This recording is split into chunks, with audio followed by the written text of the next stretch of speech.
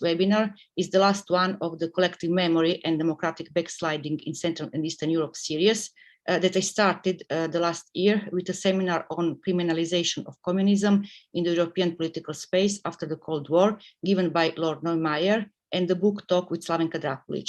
So today we also have an amazing group of speakers who will discuss the important topic of the relationship between memory politics and the illiberal turns in several Central and Eastern European countries, including Russia, Hungary, and Poland.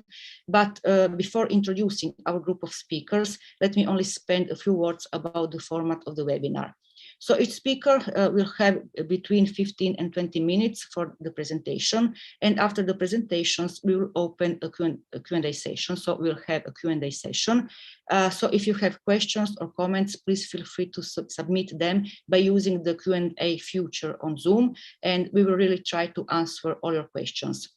So it is really great pleasure for me to introduce our group of speakers today. And our first speaker will be Nikolay Koposov, who is a distinguished professor of the practice at Georgia Institute of Technology in Atlanta, US.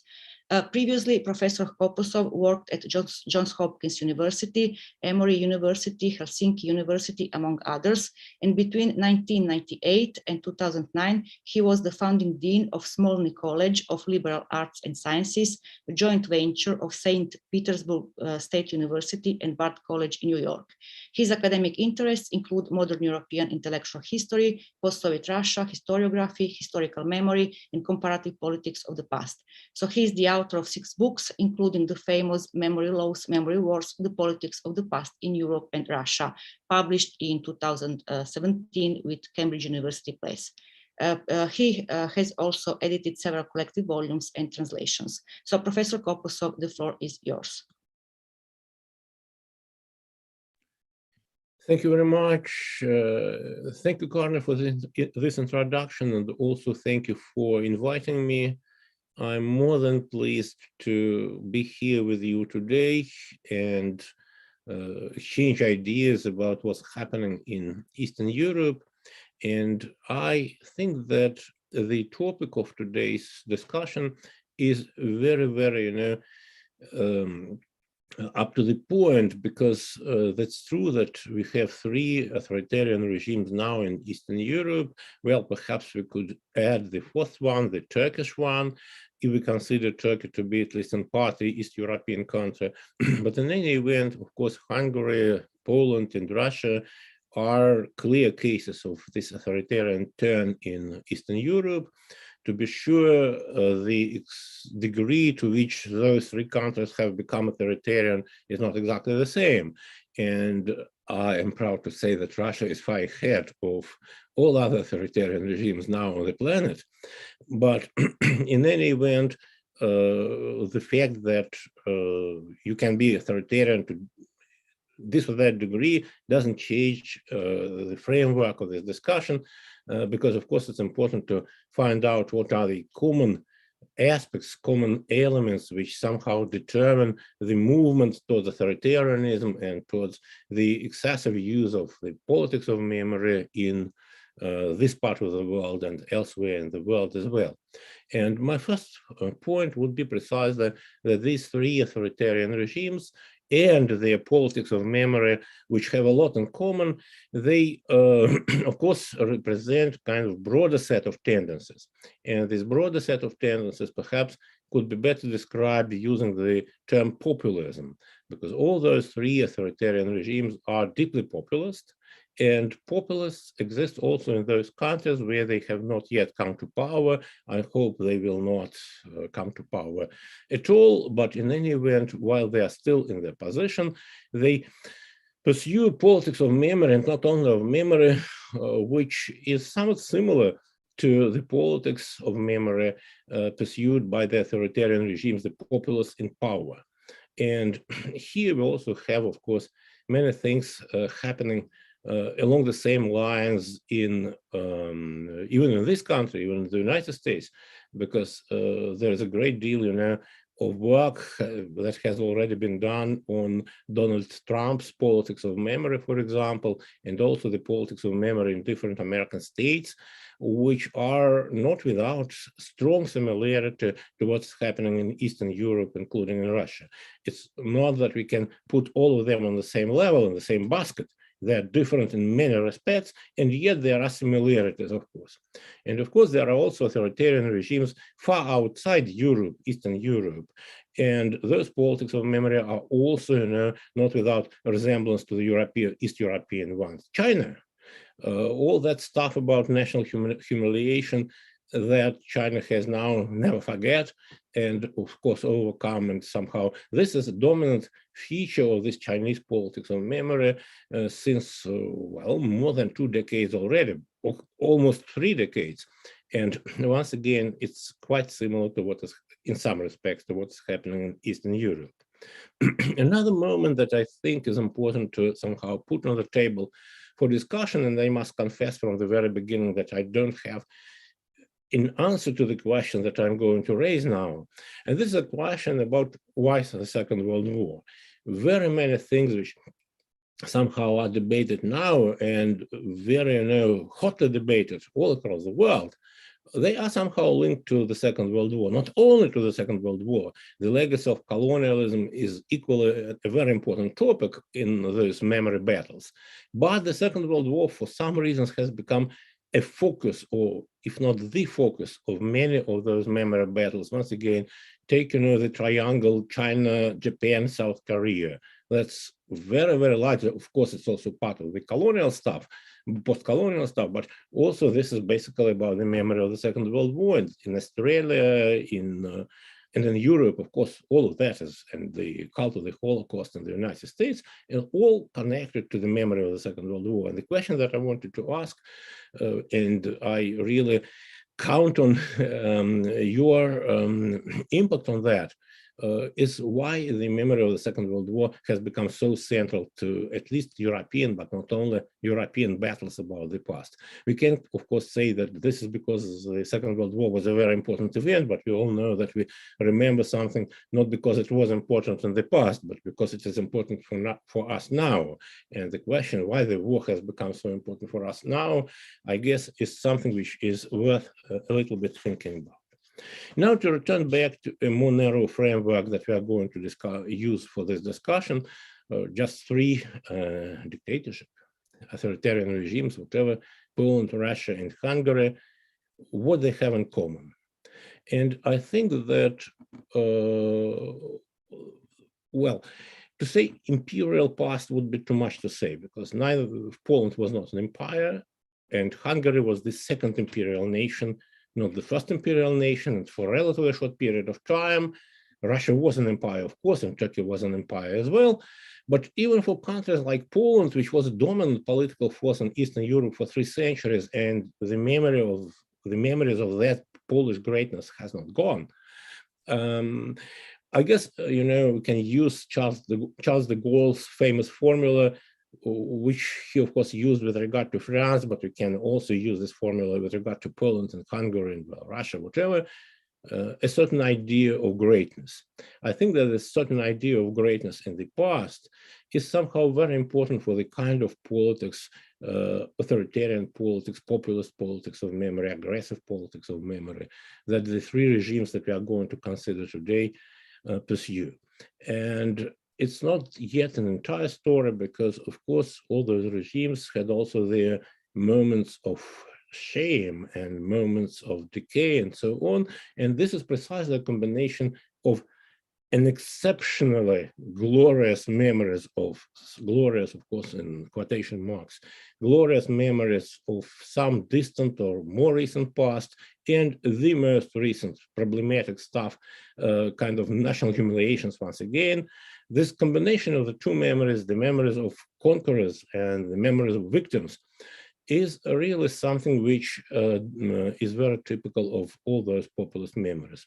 We all know that there are scholars who define this, national resurrection complex, or the idea of this combination of memories of victims and memories of conquerors, as something which is basically fundamental for fascist ideology or for far-right ideologies.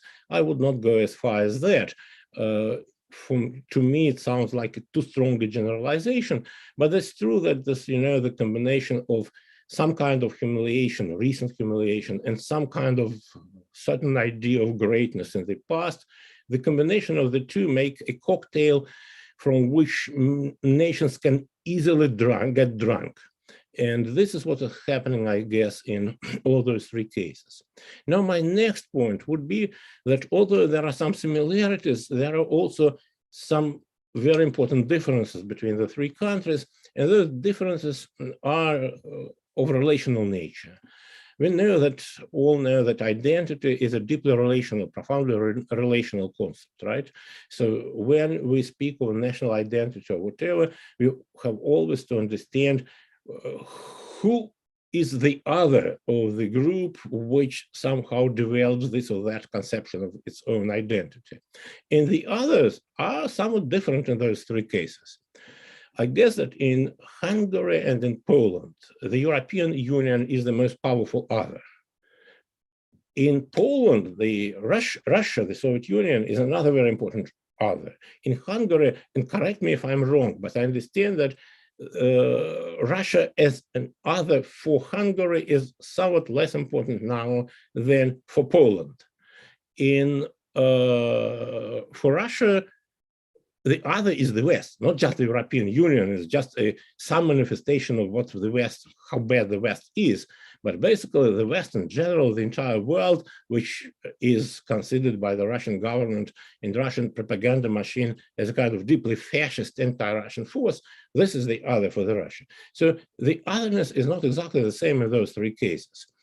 And but in any event, there is a powerful other, and this power, the status of this other is already very important, because the European Union, for whatever it, well, I'm personally a great admirer of the idea of Europe, but I know that, of course, not everyone is, and I know that there are shortcomings in this European politics and stuff like that, but by and large, the politics of memory pursued by the European Union is what some scholars describe as cosmopolitan humanistic memory. And I think this is, from among all possible available versions of politics of memory, it is the best one, or rather the least dangerous one. If we anyway have, unfortunately, to have, in addition to critical thinking and history education, something like a politics of memory, we better have that than anything else. So from this point of view, if your opponent is a relatively democratic, relatively liberal narrative, then there is something problematic about you, right? From this point of view, it's interesting to compare this East European, populist engagements with memory with was happening and still is happening under Trump in America, because although there are some similarities between Trump's memory laws or local memory laws issued by different American states now, which somehow regulate history education or regulate monumental propaganda and stuff like that. There are similarities between those laws and what is happening in Eastern Europe, and Timothy Snyder has just very aptly, analyzed all those similarities. But the other for Trump is not so much European Union; it's American, what in America we call liberals or progressives. It's not exactly the same kind of opponent as the European Union in Eastern Europe, and it's not Russia, which is an important opponent to Poland. So I guess that locating those politics of memory in the context, comparative context against whom they are directed, is also very important for the understanding. Now let me, how much time do I still have? I think so, more or less 5 minutes you can. 5 minutes. So 5 minutes for Russia is quite enough. The case is too clear indeed. Now, the question is, of course, that in Russia, as in other East European countries, there were alternative possibilities to transforming the politics of memory into a kind of far-right exercise. In the 1980s, late 1980s and early 1990s, under Gorbachev and even more so under Boris Yeltsin, the attempts were made to somehow develop Russian politics of memory more or less in line with the Western ones, with what was emerging then as an official position of the European Union on the topics of history. In other words, this kind of cosmopolitan memory culture based on the empathy and on some kind of identification with the victims of history rather than the winners, made some important advances in the 1990s in Russia. And in the same way as it is happening in the West, this self-critical culture was somehow counterbalanced by the development of this cult of Russian culture. To simplify, Pushkin cult. Pushkin, of course, stands for the attainments of Russian literature and culture in general in the period of just classical imperial period, 19th, 18th centuries. In many Russians, and this is something that we know from sociological polls, are and were very proud always of this culture. So the transformation of this cultural heritage into a positive pole of Russia's identity was an absolutely feasible project. Putin decided not to go along with this policy. He radically, from his very, very first days in the office, focused his memory politics, his patriotic education entirely or almost entirely on the Second World War. And the question is, of course, why? After all, it was the year 2000, and many things that we now know that they perhaps would necessarily happen. At that point, very few people could really predict that. Not only about Russia, but about the general evolution, this rise of populism, rise of nationalism, rise of authoritarianism across the world. I guess that the nature of the Putin regime, which was more or less clear from, once again, his first day in the office, was the main driving force of his choice. That is a regime which absolutely lacks legitimacy. And the more the powerful it was becoming, the less obvious its attempt to build some kind of legitimation looked.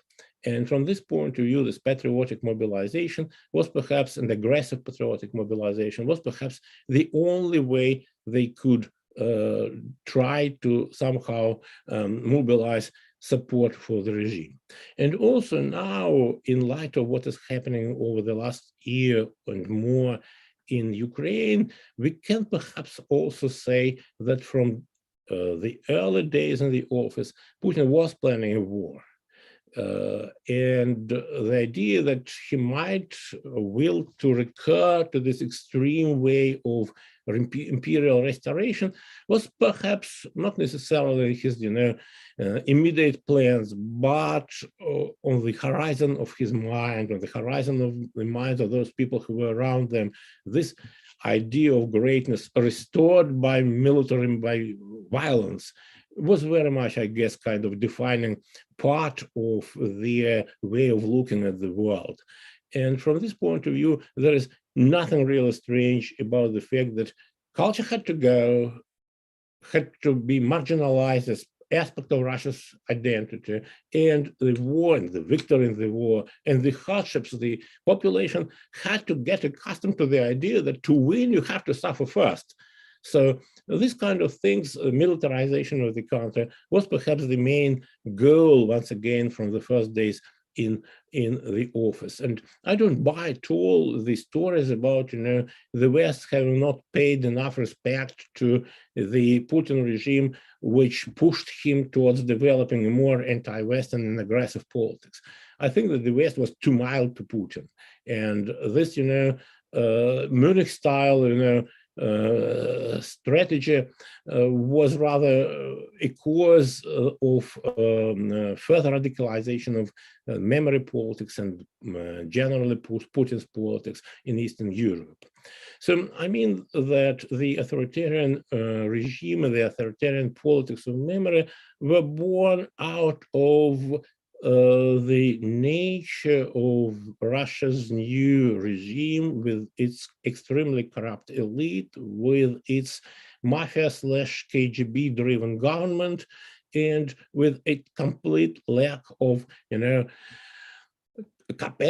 any capacity to propose a project for the country which would be in the interest of the majority of its population, at least active population. The fact that the Putin regime is a deeply anti-democratic regime, no matter how many people vote in reality for this regime, is basically the reason for this authoritarian turn. Basically, it's a very simple story. The simple story is that the more corrupt, the more selfish, the more anti-democratic the regime is, the more nationalistic and authoritarian it must become, because they live in constant fear. And whatever they do is largely dictated by the fact that they are not in their place. They don't belong to where they are. And this is basically the end of the story. Thank you. Thank you very much, Professor Koposov, for this wonderful and also very, very rich presentation. So now we'll turn to Andrea Pető, who is a historian and also a professor at the Department of Gender Studies at Central European University in Vienna, Austria, a research affiliate of the CEU Democracy Institute in Budapest, and a Doctor of Science of the Hungarian Academy of Sciences. Her works on gender, politics, Holocaust, and war have been translated into 23 languages. And in 2018, she was awarded the 2018 All-European Academy's Madame de Stael Prize for Cultural Values and the 2022 University of Oslo Human Rights Award.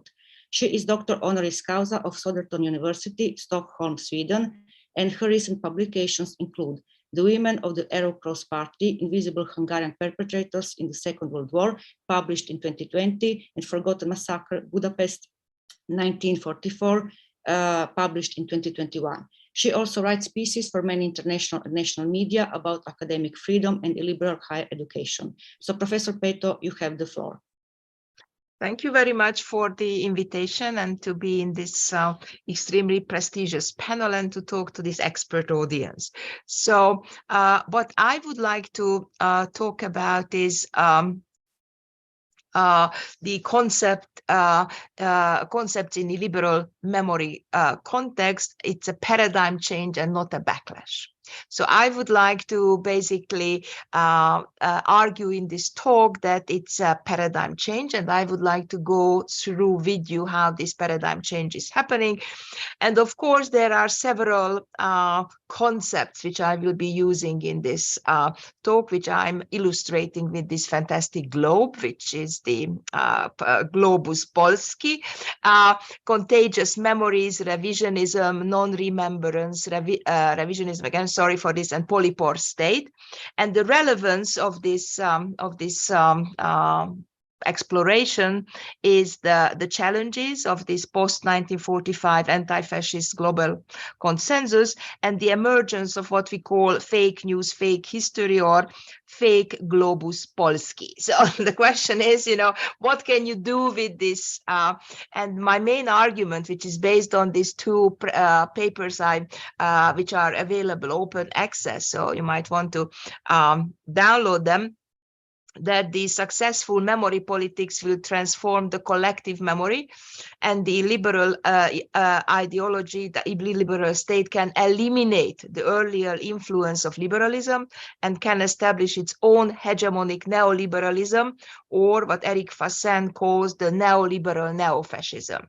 So basically, I'm arguing here that the illiberal memory politics is successful, and it is actually establishing a new hegemonic framework in which there are not much space for any other types of memory culture. So the question is, that how does this illiberal turn in memory politics work in the period of the so-called second transition, right? Because what we see now is the second transition in Europe and in Eastern Europe.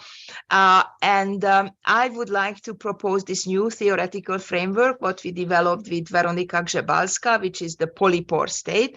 And before you start Googling what the heck she's talking about, what is this polypore? This is this mushroom which lives on the trunk of the tree and uses the resources and everything from the tree in order to sustain itself, and it doesn't produce anything new but polypore. So it is a self-sustaining organism, and the reason why this is happening because of the inability of the progressive political forces to come up with emotionally engaging alternatives for vision of the future. So basically, as you have seen, I'm arguing that this is not a backlash, this is not a temporary phenomenon, but something fundamentally new. And this kind of illiberal polypore state operates with three different types of modus operandi. One is the setting up parallel institutions, doubling the already existing institutions, and that explains this fantastic speed in which the different illiberal states are founding universities, research institutes, museums, which with the very same profile than the previous institutions. The security narrative, that everything becomes a security issue, so policy issues are becoming security issues, and that instead of policy discussion, there is this debate, who is the biggest danger, a gender studies scholar or George Soros? So I mean, this is basically the framework and the intellectual horizon of the policy discussions. And it's also the privileging of family over women's rights. It's called familialism. It is not women's policy, but familialism, privileging certain policies. And this kind of modus operandi of the illiberal polypore state, that it uses memory politics instead of ideology. So basically, the argument here is that we should not look for ideology, but memory politics actually substitutes the non-existing ideology. And I will be talking about in this paper how in what sense the memory politics is used in a polyporized way. I'm not sure this verb exists, but it should, which is emptying, instrumentalizing, hijacking certain concepts and processes, instead of having an ideology. So memory politics becomes an ideology. And here is the article we wrote with Weronika Grzebalska, which is, of course, published in a peer-reviewed article, which was read by 283 readers, and by the Huffington Post, which was read by more than 300,000 and translated to French and Estonian and whatever, which also, a sign how times are actually changing. And the starting point is, of course, the revisiting or revising the so-called bitter experiences. So if you read the preamble of the European Constitution, it starts, you can read the quote, believing that Europe reunited after bitter experiences intends to continue along the path of civilization. And this is a very troubling euphemism, because the bitter experience means the Second World War, colonization, genocide, and imperialism, and the Shoah, of course. So, I mean, this already shows the problem. Problem with naming, right? And I would like to bring in as a framework to explain you how the illiberal memory politics uses the illiberal polypore state uses memory politics instead of an ideology to use the concept of historical revisionism, which is coming from Tucker's work, and he differentiates between three types of revisionisms.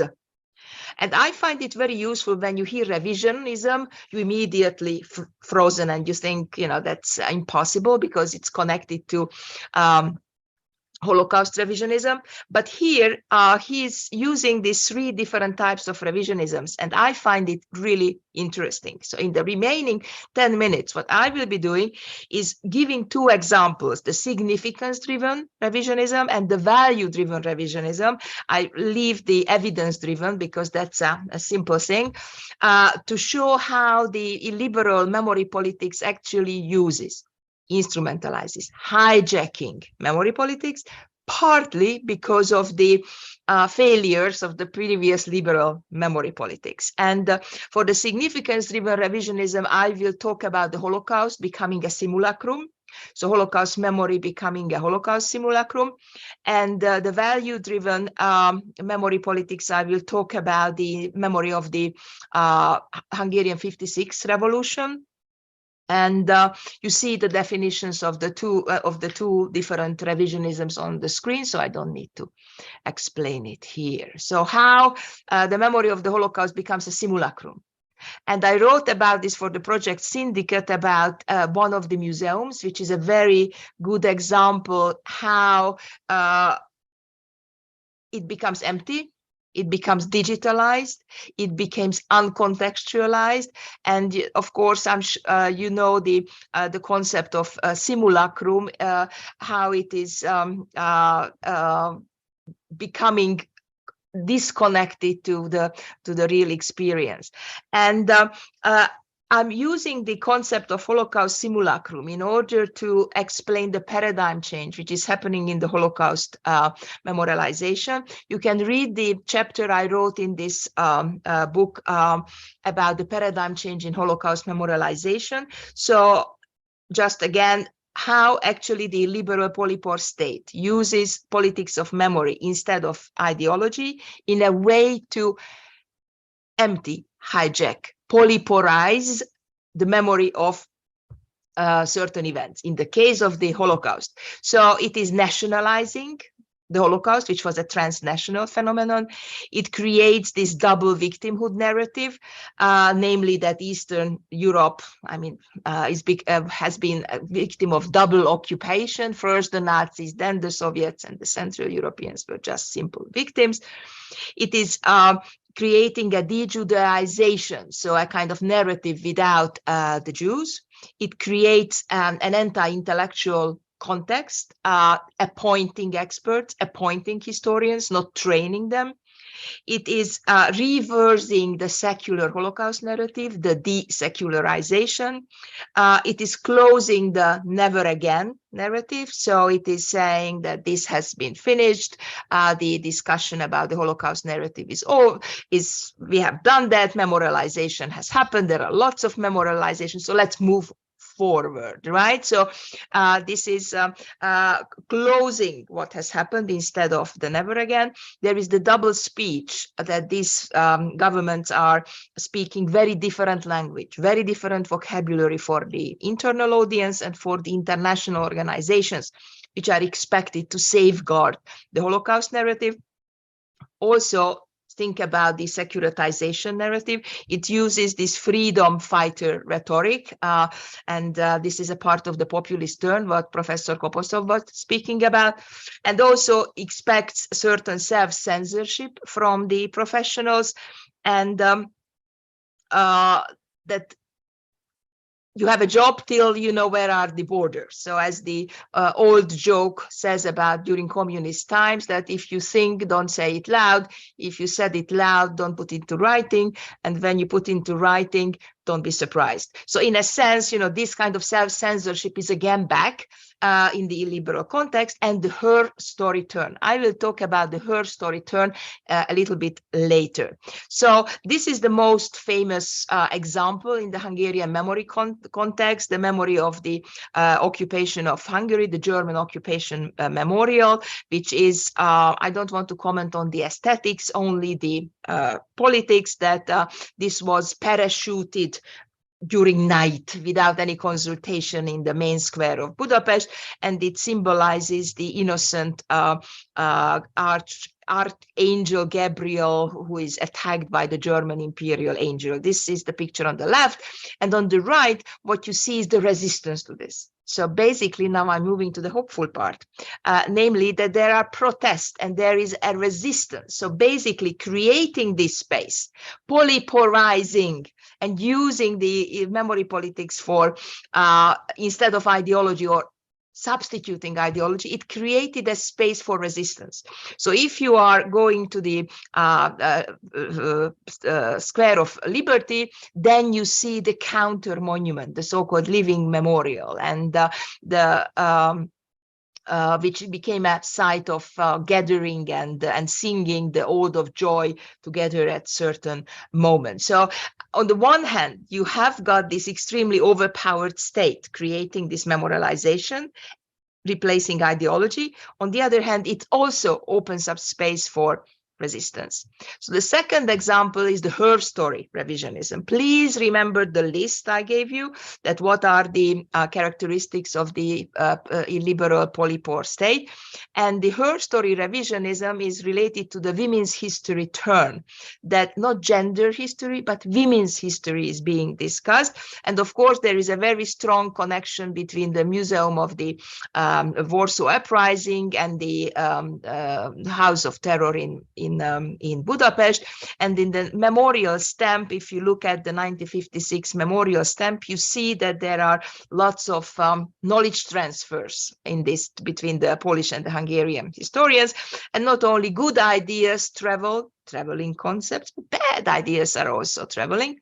And of course, the her story is everywhere now. There is a new history TV project in Poland related to her story, which is, of course, had been forecasted by the work of Weronika Grzebalska, who wrote the first book about the Warsaw Uprising. So what are the turns we are talking about here? The women's history turn is a degenderization, right? Again, I'm not sure this word exists, but it's very important to understand that it is basically eliminating, omitting the concept of gender. It's also a part of the populist turn, that it is focusing on the so-called ordinary women and ordinary participants, not the famous and visible politicians.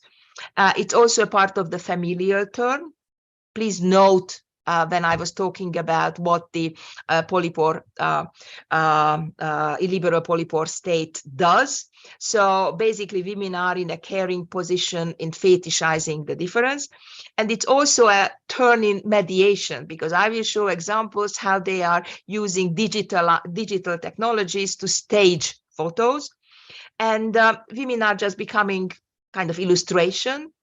And it's also a part of this anti-communist turn, and the progressive alternatives which were present in 1956 are becoming totally invisible. And 1956 was presented as an anti-communist mass uprising. And this is the narrative that the liberal state is using. So let me show you some fantastic examples. So when you were in 2016, when you were walking on the streets of Budapest, you can be extremely happy. Lots of women, lots of women. Suddenly, the whole city was covered with these huge billboards of women who are representatives of the freedom fighters of the 56 revolution. And I just would like to draw your attention to the aesthetization, right? How these photos have been aesthetized, and also the most important innocent victim, the young female professional Ilona Tóth, became with slight makeup and lipstick, the kind of icon of the Hungarian 56 revolution. And also, if you Google Hungarian women 56, you will see these photos which are at the bottom, which are unfortunately not from 1956, but from 1946, which was a communist party organized demonstration, but for unknown reason, probably because these women look good and determined, and there are lots of red, white and green tricolors, it somehow shared so many times as if it were the women's demonstration of 1956. So Google and the artificial intelligence basically label these photos as if it were from 1956. So this 46 demonstration, especially there is this woman with the baby pram, everywhere, as if it happened in 56, although this is the photo from 1956, right? And it's a very different women's demonstration in 1956. Please note that the 4th of December is the 1 month anniversary of the Russian occupation of Hungary. And it were only women who dared to go out. And at the back, you see some of the military vehicles. And there were approximately 10,000-15,000 women who were protesting in 1956. These are private secret photos because this was a state of emergency. And you see, this is very different than these photos, which are, you know, women going out and lots of flags flying. So, that women in arms, how these women in arms, who were very much crossing boundaries and exercising their agency, can be emptied, hijacked, instrumentalized, aesthetized by the illiberal forces. This is another example how women who actually looked like this are becoming like this, right? In this. So closing, I would like to go back to the opening argument. The opening argument is that this successful memory politics will transform the collective memory and basically omits and, you know, makes it invisible certain other elements of the past, and establish its own hegemonic neoliberalism, only bringing a simulacrum of former forms, values, and institutions. So that's basically what I wanted to share with you, arguing that this kind of illiberal states are using memory politics instead of an ideology in a way which is new, which is there is a paradigm change here. And I was also somehow sharing a little bit of hope that there are spaces which haven't been constructed, can be used as a form of resistance. Thanks a lot. Professor Beto, thank you very much really for this fascinating and also very interesting presentation. So next, we'll hear from Anna Wójcik, who is an assistant professor at the Institute of Legal Studies of the Polish Academy of Sciences, and also a postdoctoral researcher in the Democracy, the Challenge of Populist Memory Politics for Europe towards Effective Responses to Militant Legislation on the Past project, founded by Volkswagen Stiftung. Her dissertation discussed restrictions to the rights and freedoms of individuals in the context of historical policy from the international human rights law perspective, and her PhD research was supported by the Memory Laws in European and Comparative Perspective MELA project, founded by the Humanities in the European Research Area. Recently, Anna was Reconstitution Fellow at the Democracy Institute of the Central European University and Hungarian Helsinki Committee, and she was also a Think CEE Fellow of the German Marshall Fund of the United States. So her research interests include rule of law and memory laws. Dr. Wójcik, you have the floor. Thank you very much. It's a pleasure to be able to comment and share my research after two heroes of memory laws scholarship, who greatly influenced my research over the past years. So I will just briefly introduce the Polish case study in recent years, which is Poland under the democratic backsliding conditions. And this period after 2015 has been characterized to a broad extent by a turn away from the European law standards, which are the European Union law and the European Convention on Human Rights standards. So we've seen a spectacular assault on many areas of democracy, including notably judicial independence, in a way that even makes Viktor Orbán perhaps blush, because he didn't go as far. And it resulted in a huge polarization of the Polish society over the current government's policies.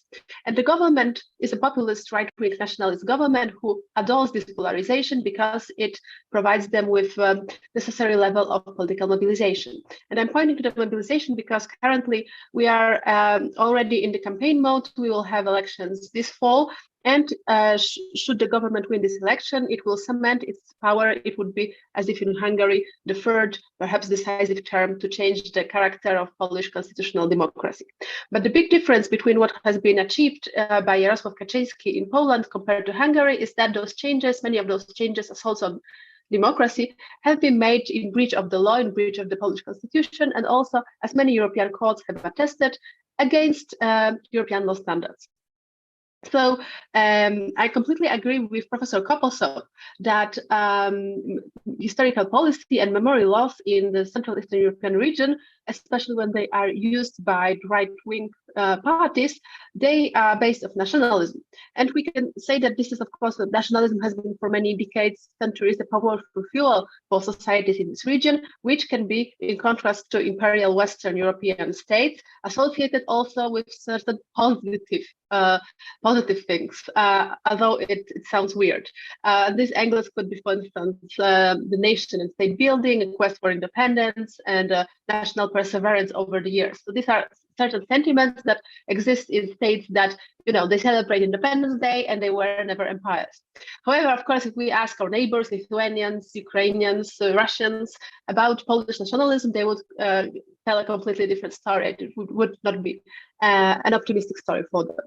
So I also agree with Professor Pető that today, in many states that are undergoing this democratic backsliding, the government is using historical politics, memory politics instead of ideology. And in Poland, it does so, however, referring also to the powerful Polish Catholic ideology. That is, I would say, a certain perversion of Catholic Universalist moral teachings. So what is also crucial when we regard the Polish case study is that the government adopts certain historical policies with actually an aim to polarize.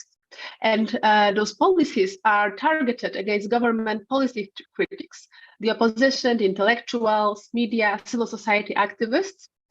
And the using of those new memory laws that I will briefly discuss is very useful because it creates a certain suspicion over competing historical narratives, and especially the narratives supported by the liberals or the leftists, people who are considered to be the traitors of the state, who are contrasted with the true patriotic camp of the PIS party supporters.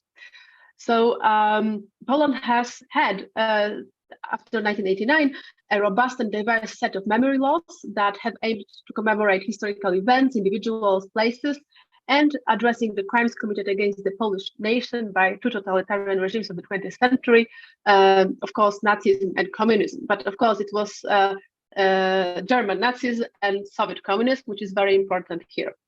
So in the case of Poland, in the past 30 years, we have also witnessed a certain confrontation with the historical truth about the guilt of significant part of Polish society with respect to the minorities living in the historical Polish lands, especially against Jews, but also Ukrainians, Belarusians, Lemkos, Silesians, or Roma. And for many people, this meeting with those narratives was harrowing and challenging. And the reaction to the voices of historians and journalists or artists was mixed, including the denial of the problematic past by a part of the Polish society. So it's important in this context to understand that this strong emotion, this denial, has been instrumentally exploited by politicians, which is reflected in drafting of criminal memory laws to protect the good name of the Polish nation. And another central element of the official narrative is this anti-communist term. So Poland, as Hungary, is regarding both Nazi and communist times as the moment of victimhood for the Polish nation. And it shares the fact that the common European historical memory has been built around the remembrance of the Holocaust victims, but it excludes this cosmopolitan character, and they try to always turn a nationalist tint towards the narratives. For many decades, Auschwitz for Poles has not been the place of the martyrdom of Jews, but rather a place, a concentration camp for the Poles.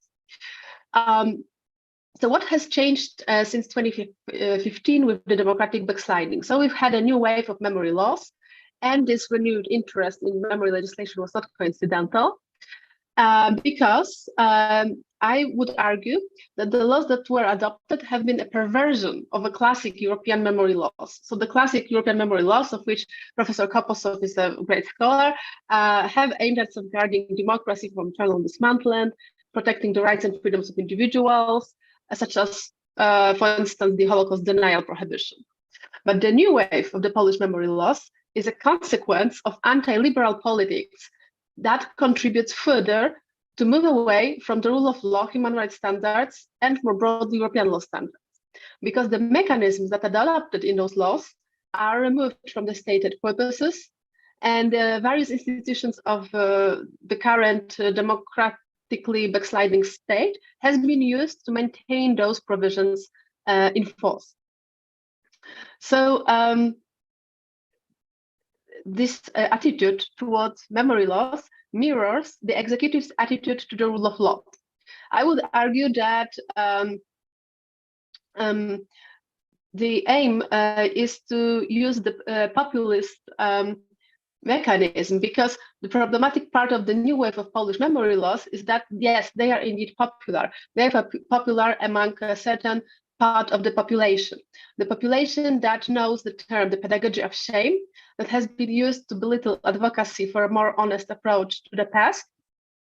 And it is popular among ruling elites, the governing party, but also like broader elites that regard a self-critical approach as weakening the state and nations instead of strengthening it, and even as a form of betraying the state's interest.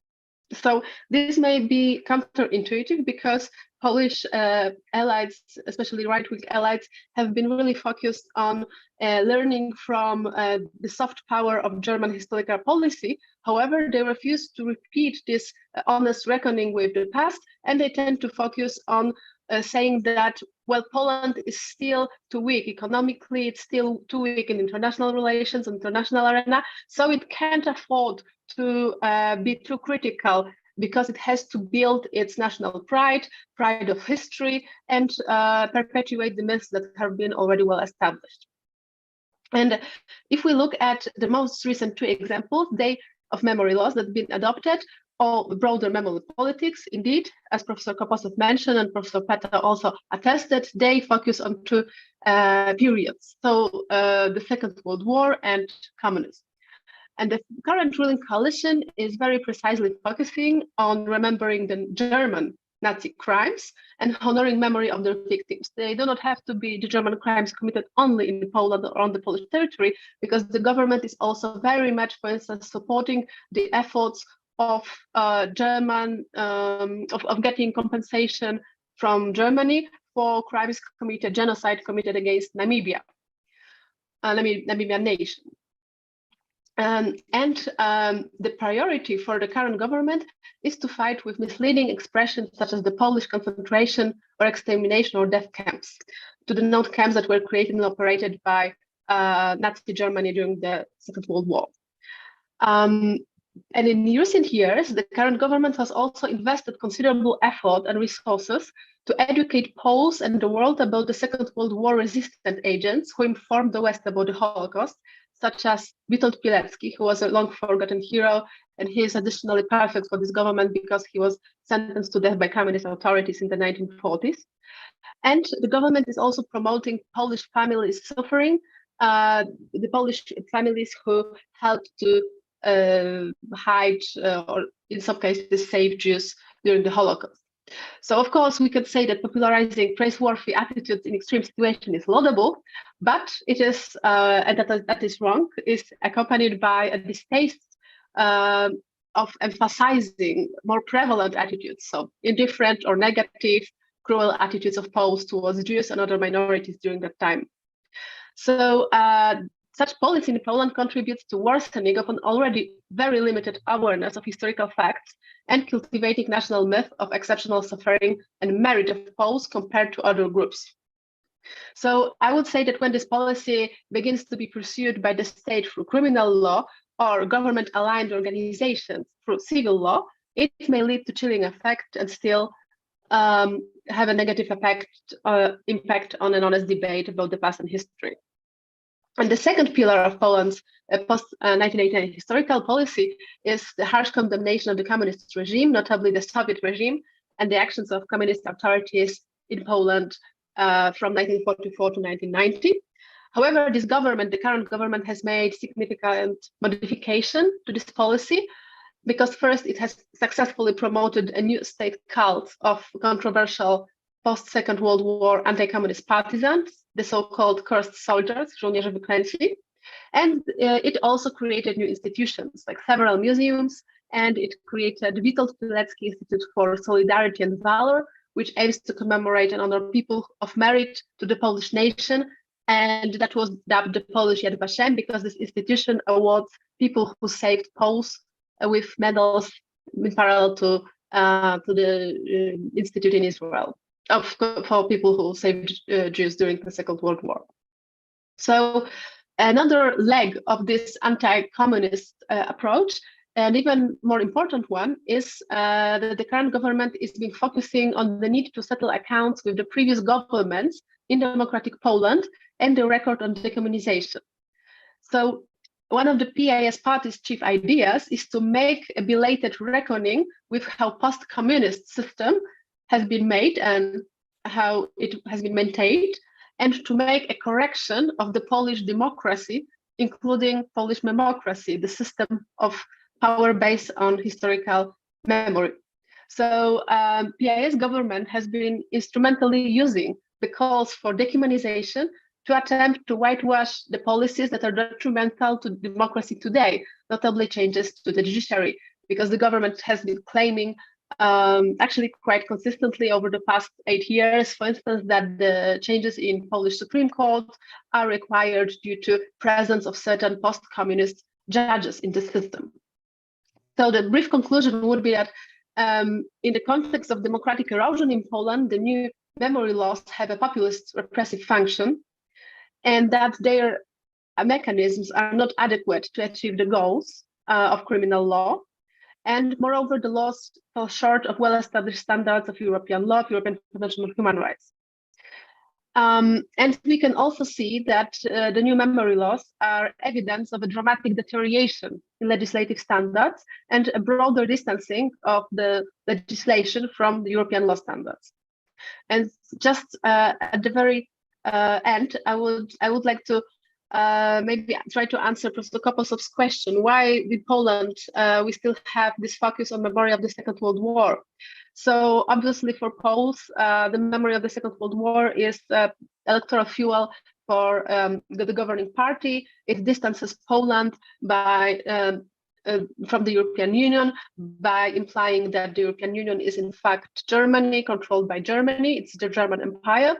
And it is also used to distance from Russia, which is very important in building and strengthening nationalist agenda. And regarding this otherness, yes, indeed, we have a populist reflex. And today we also have this reflex to explain why Poland is going to be militarized. So obviously Poland is now going to be militarized because of Russia's aggression in the neighborhood, but also due to the West, the collective West's failure to provide security guarantees to Poland. And this myth, I mean, it's not a myth, but it's like I would say oral history that is also state official history that Poland is always betrayed by the West, has been really guiding domestic policy and being used to somehow legitimize other policies in other areas that touch upon the standards of human rights today. So thank you very much, and I'm looking forward to your questions. Okay, Dr. Wójcik, so thank you very much for this amazing presentation. So I think that we can start with our Q&A session. So for questions or comments, please feel free to submit them by using the Q&A feature on Zoom, and we will try, as I mentioned before, we will try to answer to all your questions. So maybe as we are waiting for questions and comments from our audience, I can start with one first question, very short. So in your opinion, what is the impact of the European memory politics on Central and Eastern European countries, especially Poland and Hungary, and also on the relationship with Russia? So I think that we can follow the order of the presentations. Okay, thank you. Well, I understand that your question is about the impact of the European Union's and more generally Western approaches to historical memory on the politics of memory in Eastern European countries. And I guess that the answer is rather obvious. The European Union tried to expand its model of history politics to its new members and to the countries with which it used to have a dialogue like Russia.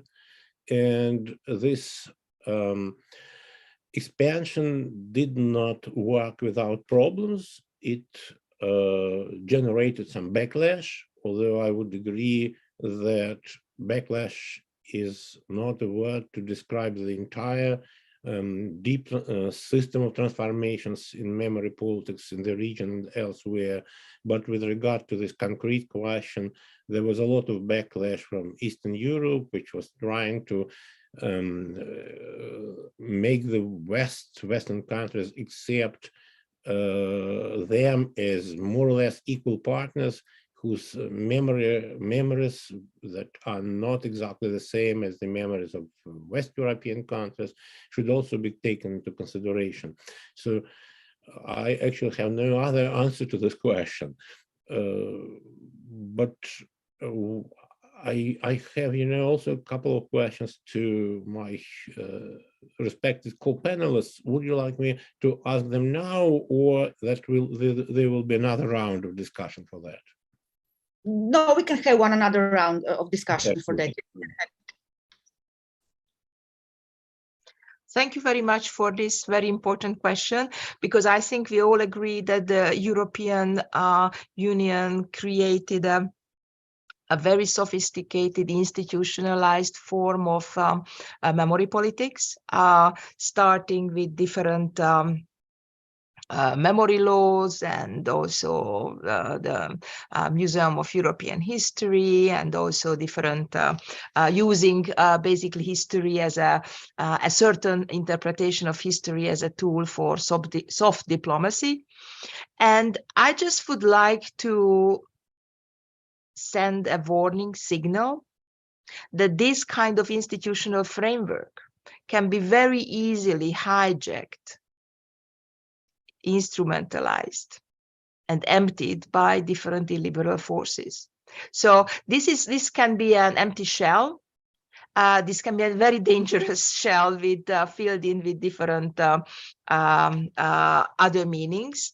So on the one hand, it is a kind of assumption that the European Union is a community of countries based on united after this bitter experience, which I quoted. On the other hand, this is actually over. So this, because that was the understanding that that there should not be war again in Europe, but the war is again happening. So we are in war, and that would require a rethinking of what did go wrong, what were the mistakes, and that I don't really see happening. This kind of deep intellectual discussion.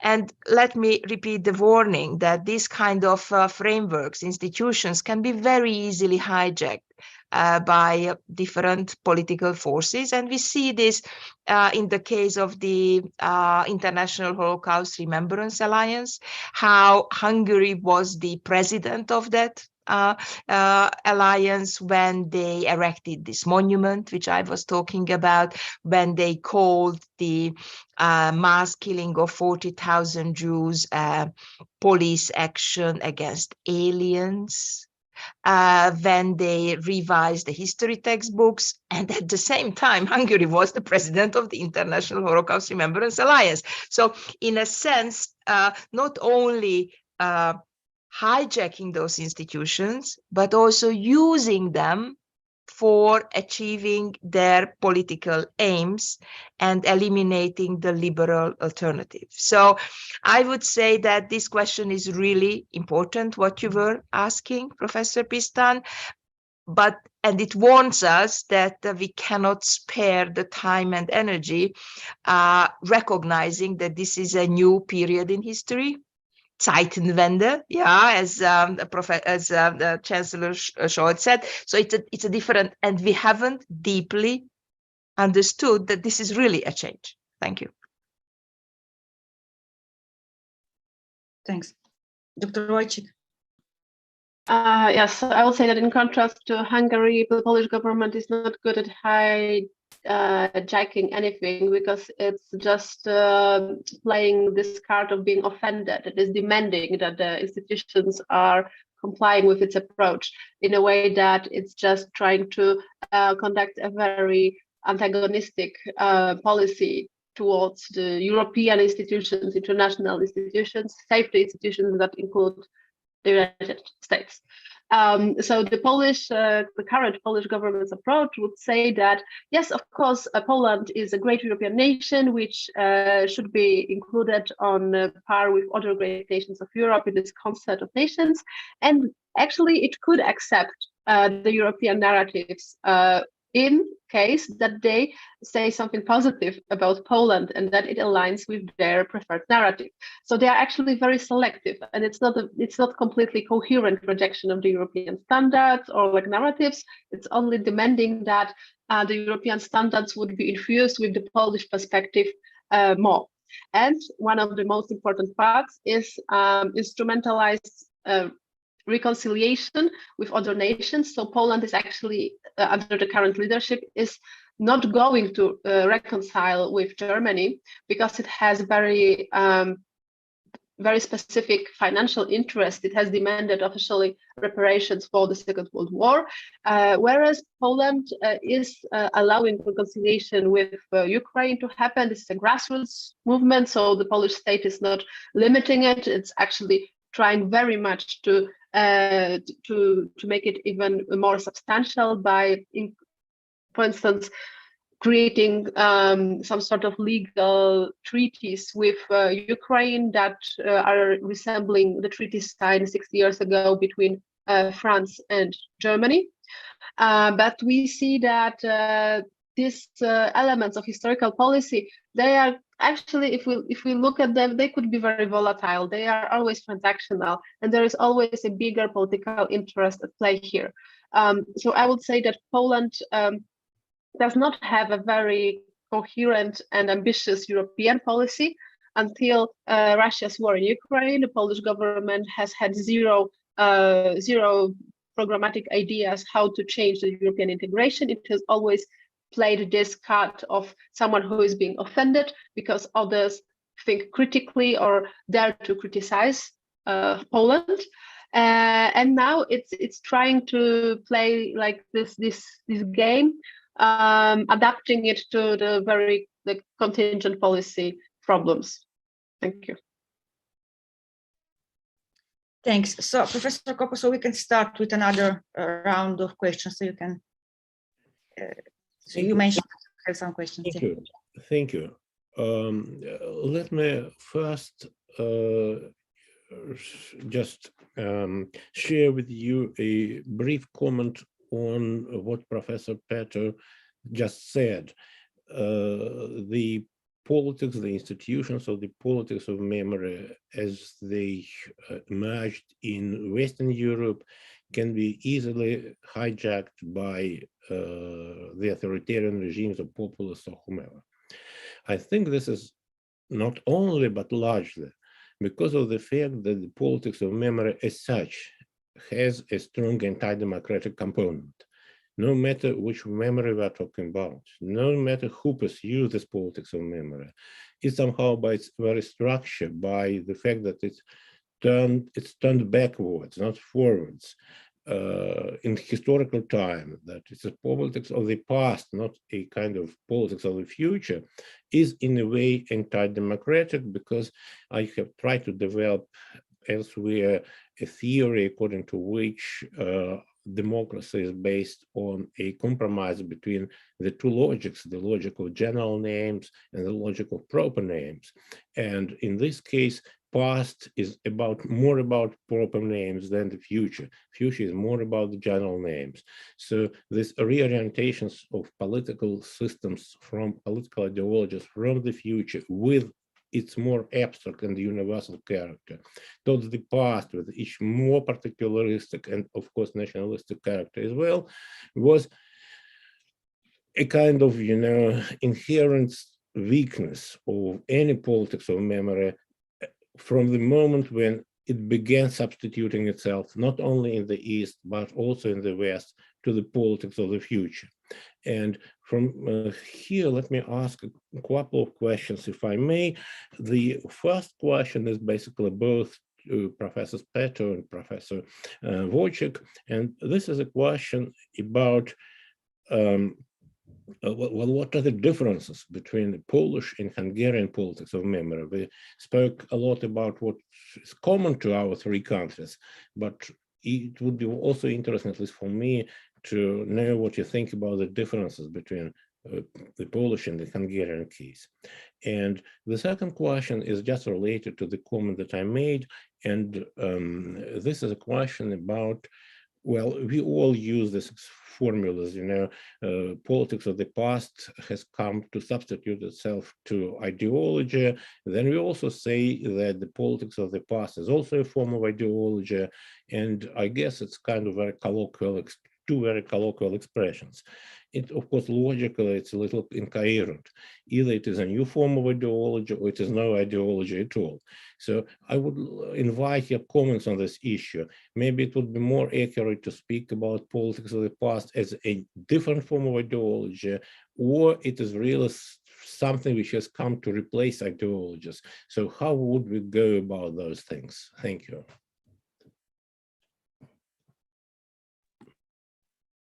Shall I start? Thank you. Thanks a lot for these questions. I have to say that I don't really agree with you that memory is inherently anti-democratic, because it really depends on the community of memory and who is producing that memory. And if you think about, different alternative transformative memories, different communities are producing, you cannot say that this is anti-democratic. So I would say that it depends on the different frameworks, different actors, different communities, different dialogues, how this kind of memorialization process is happening. Having said that, to respond, what is the difference between the Polish and the Hungarian memory politics? I think there is one fundamental and major difference. And please know that I don't speak Polish, so what I know about the Polish memorialization attempt is with conversation with fantastic Polish colleagues like Weronika Grzebalska, and also reading in English and German, what I can read. And what I find different is the level of polyporization. Because in the case of Poland, I mean, the peace, there are really serious, they still believe and they can convincingly show that they believe in certain elements of the Polish history. In the case of the Hungarian government, this is basically a cynical performance, and nothing really counts. So I would say it's really there should be a differentiation between the fundamentalist conservatives, which very often the PiS is, and the illiberal polypores. They might look the same from a distance, but they are very different in a sense that for the illiberal polypore politicians, history is just a tool, anything goes, and it really depends on the political interest, what they are using. Let me give you one very simple example. that Hungary, which had been occupied by the Russian forces 3 times, and after 45, more than 300,000 people were taken to the Gulag. And 56 was, of course, as I argued in the talk, was defeated by the Soviet forces, where there was a consensus of let's fear your neighbor, right? At that time, it was a neighbor. Because of the political interests, this government turned this country into a country which totally forgot about the 3 previous occupations. And because anything goes, and you cannot really explain this because of any kind of ideology, only with a lack of ideology, and simply financial interests substituting political interests. So, and that would never happen in Poland, I think. That would never happen in Poland, that a government can sell to the Poles that what happened in the past 200 years really did not matter, right? So, and they should be collaborating with the present Russian government. So I would say that that's the major difference, that in the case of Poland, there are some values. You might not agree with those values, but there are some values. In the case of Hungary, in the Hungarian memory politics, there are no values at all. Just the simulacrum is there, right? And that's basically it. And it's a fantastically good question. Thanks a lot. Thank you. Well, definitely in the Polish politics, there are values, but the government and therefore the state values are a reflection of a certain voters group values, or the values that are still being promoted by the still powerful, although increasingly fragile, increasingly important for the elderly part of the population, Catholic Church. Polish government, I wouldn't say that it's conservative. It's rather revolutionary in many ways and quite modern in conducting its electoral campaigns, and that's why it's so successful. And the reason why they are so successful is that they focus a lot on social surveys.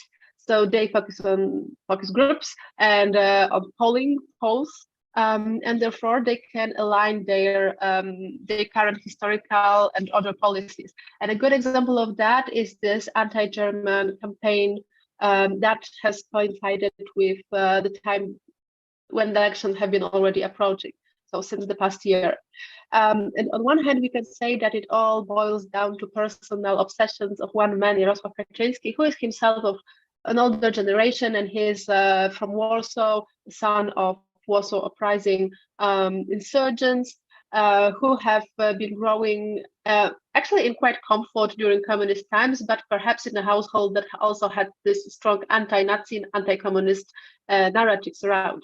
But on the other hand, this current historical policy has been strengthened due to the Poles, the contemporary Poles' attitudes towards Germany in the wake of the Russia's war in Ukraine, when, according to the majority of the Polish population, or a big group of the Polish population, the German state has not done enough or fast enough, and has not demonstrated the willingness to support Ukraine as much as Poles and other states in Central Eastern Europe would, except for Hungary, would do.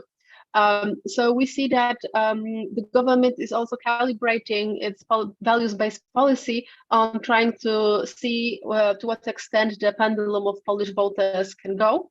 Another example is, of course, this whole discussion around the responsibility for crimes committed by Poles during, after, before the Second World War. So Polish society, at least part of it, is very engaged in trying to reckon with the past. So there have been actually in recent years also several important books. The research has been produced, and also there have been like many popular films that have been openly discussing not only the past, but what is more important, the contemporary Polish society approach to its past, precisely the thing that it does not want to confront its history.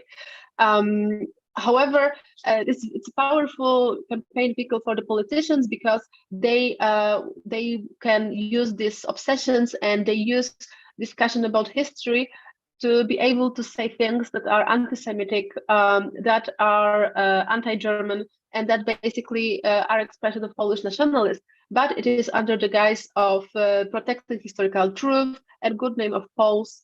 And it also demonstrates many anxieties that the Polish society still has, not being able to actually see its accomplishments of the past 30 years, but also on still positioning itself between the two empires, the German Empire and the Russian Empire, and not being able to see beyond that, also by seeing in Brussels the epitome of Berlin that is governing Central Eastern Europe under the guise of the European Union. Okay, so thank you very much for your answers. We have one question from our public. So dominant memory narratives of transformation, success stories of progress in Central and Eastern Europe are often elitist as they exclude the experiences and frames of many people. Can this alienation be seen as allowing for the hijacking of memory by illiberal actors and in general the illiberal turn in memory politics? And if so, doesn't it call for progressive populist politics of memory? So I think that we can follow again the order of the presentations. It's really a question. Difficult to answer.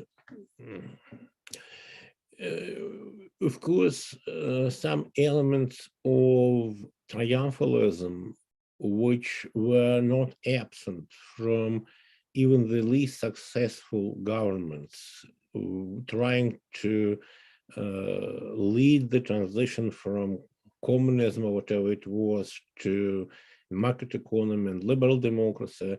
Of course, there was a considerable degree of this elitism or whatever in terms that the sufferings of some groups of the population were largely neglected or downplayed by those narratives. I think that the main reason for that was a basically quite, and mind, I'm now going to talk only about Russia. I'm not really, I don't know enough to expand this notion, this understanding to other countries, at least in Yegor Gaidar's Russia of the early 1990s. I think that the failure of the democratic government to somehow better, more convincingly speak with the population, address the population with their program and so on, was an outcome of something that I understand very well and that I shared at that moment in history and am still very much sympathetic with now, is the idea that democracy is not about propaganda. Democracy is about rational argument. And Gaidar didn't want to get engaged in this propaganda because he thought that the audience, his audiences, TV audiences, were able to understand what he was saying rationally. They were not. That was his fault. But I sympathize with this kind of faults. And from this point of view, I think that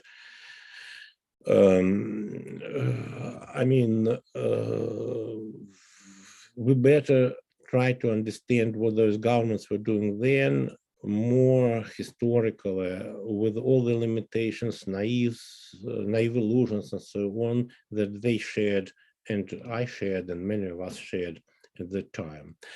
And may I also make a brief comment, Andrea, I must have expressed myself wrongly if I really said that any memory is anti-democratic. This is not what I meant. What I meant was that focusing on the past too much and develop even the most democratic politics of memory puts democracy in danger, because democracy is more about universal values than about the concrete events and traumas and memories of the past. So to some extent, these two things can be combined. But if the emphasis shifted too much, and it has, to the traumas of the past, at the expense of some hopes, expectations, maybe naive about the future. This is what creates a danger for democracy. Not, of course, some of the victim-centered memories as such. Thank you. Thank you. Thanks for the explanation. And of course, the question is, how do you look at the past? What is this memory? And of course, that's a long discussion. And I believe that we don't have anything else when we are thinking about our future than our past. And of course, you can call it as presentism. You can call it, you can make some derogatory comments about those who are now using historical analogies.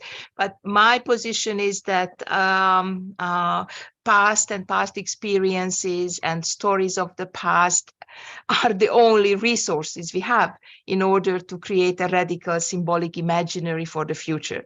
And then you cannot focus on the past enough. That's my position. The question is, how do you do this? How do you do this focusing on the past, and for what kind of purpose? And as far as this question is concerned, for this anonymous attendee, I think you really asked the most important question for this panel. And namely that what happens when there is an exclusionarist memory politics. And if you read my piece I wrote about the memory of the 1956 revolution and how this was actually hijacked by the Hungarian illiberal memory turn, this is exactly my argument, that in the past 30 years, the memory and the historians were mostly focusing on the elite, right? And this is a populist turn. You can call it a populist backlash. You can call it whatever you want to call it, but definitely it is based on an existing problem. The question is, how do you react and how do you address a problem which is in the historiography, which is in memory studies, which is in the language of memory studies? We have a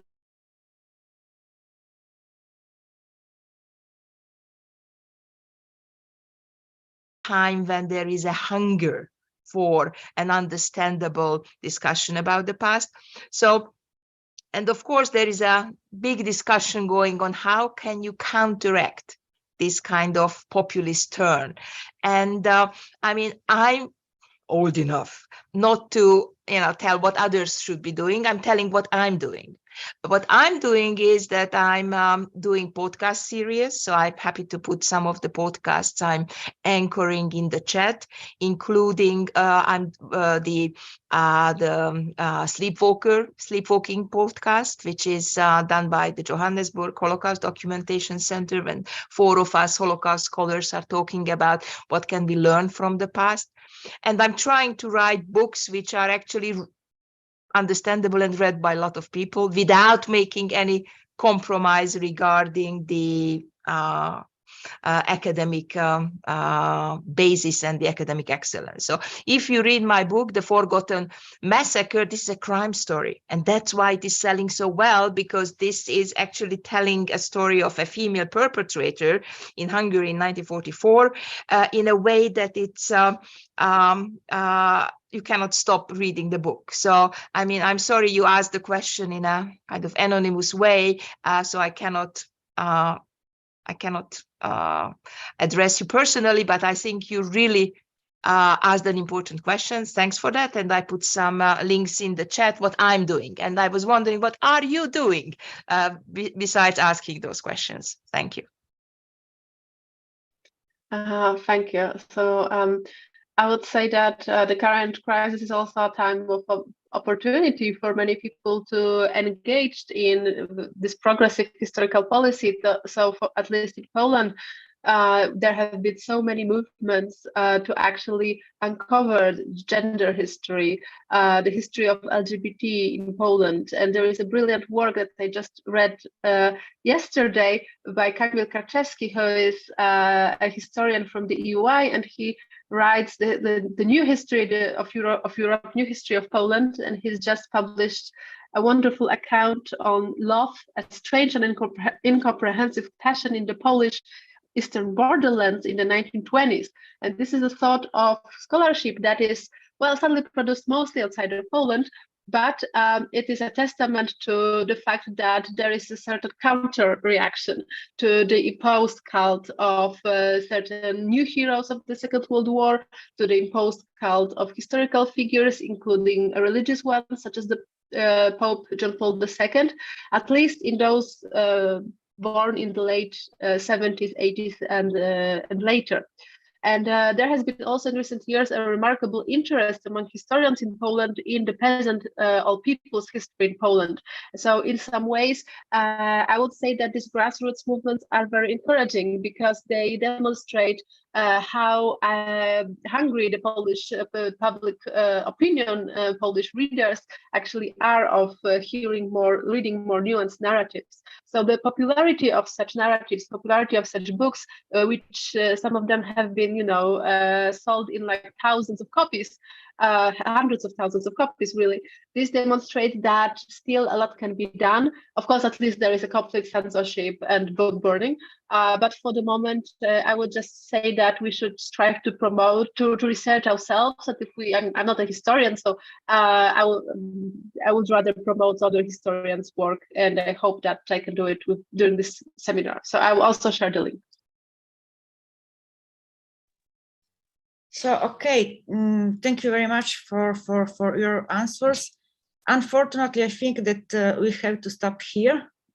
So I would like to thank once again our really amazing group of speakers for their presentations, and also for being here with us today. And also I would like to thank everyone for joining us today for the webinar. Thanks. Thank you for bringing us together.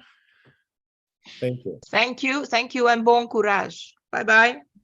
Thank you very much. It was a pleasure. Bye. Bye-bye.